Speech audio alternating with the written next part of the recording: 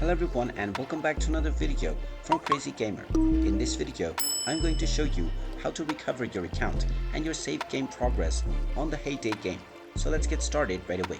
Now if you have already played the Hay Day game before and you have saved these progress into your online account, then when you play the game later after downloading it, you will not be able to access your previous progress immediately.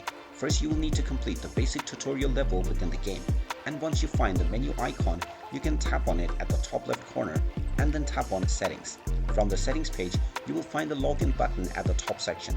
Just tap on the Login button and now you can use your Supercell ID to restore all of your previous game progress. Tap on the Login button and then tap on Continue to proceed with entering your credentials.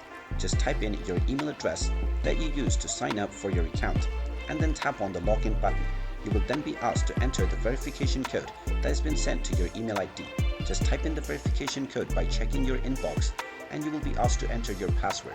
After entering your password, tap on the Login button, and once you are logged in, you will see that all of your previous game progress will return back to you and you can continue playing from where you left off. And there you have it. That is how easy it is to recover your game account on Hay Day.